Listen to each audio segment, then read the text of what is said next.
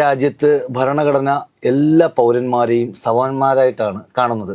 അതുകൊണ്ടാണ് നമ്മുടെ രാജ്യത്ത് നമ്മുടെ ഫണ്ടമെന്റൽ റൈറ്റിൽ ആർട്ടിക്കിൾ 14 എന്ന് പറയും, equality before the law and equal protection of the law.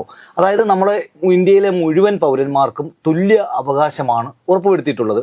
അതുകൂടാതെ തന്നെ ഭരണഘടന എന്ത് ചെയ്യുന്നു, സംരക്ഷിതമായ വിഭാഗങ്ങളെ കുറെ അഡ്രസ്സ് ചെയ്യുന്നുണ്ട്. അപ്പോൾ സംരക്ഷിത വിഭാഗത്തിൽപ്പെടുന്ന ആണ് നമ്മുടെ പ്രധാനമായിട്ടും എന്താണ്, പട്ടികജാതി പട്ടികവർഗ വിഭാഗത്തിലെ ആളുകളും ആദിവാസി പിന്നോക്ക വിഭാഗങ്ങളൊക്കെ ആ സംരക്ഷിത വിഭാഗമാണ്. കാരണം അവർക്കൊരു സ്പെഷ്യൽ കെയർ കൊടുക്കണമെന്നാണ് നമ്മുടെ രാജ്യത്തിന്റെ ഭരണഘടന വിഭാവനം ചെയ്യുന്നത്. ഇവിടെ സംഭവിച്ച കാര്യം എന്ന് പറയുമ്പോൾ നമ്മളെ നോക്കുമ്പോൾ വളരെ ഞെട്ടിക്കുന്നതാണ്. കാര്യം കേരളം പോലെ ഇത്രയും വലിയ നവോത്ഥാന മൂല്യങ്ങളും അല്ലെങ്കിൽ എന്താണ് സാംസ്കാരിക മൂല്യങ്ങളും ഒക്കെ ഉയർത്തിപ്പിടിക്കുന്നു എന്ന് പറയുന്ന ഒരു സൊസൈറ്റിയിൽ ഒരു പാവപ്പെട്ട ഒരു ദളിത് അല്ലെ ഒരു ആദിവാസിയായിട്ടുള്ള ഒരു വ്യക്തി, ഒരു സ്ത്രീ, അവരുടെ പരാതി പറയുവാൻ വേണ്ടി മുട്ടാത്ത വാതിലുകളില്ല.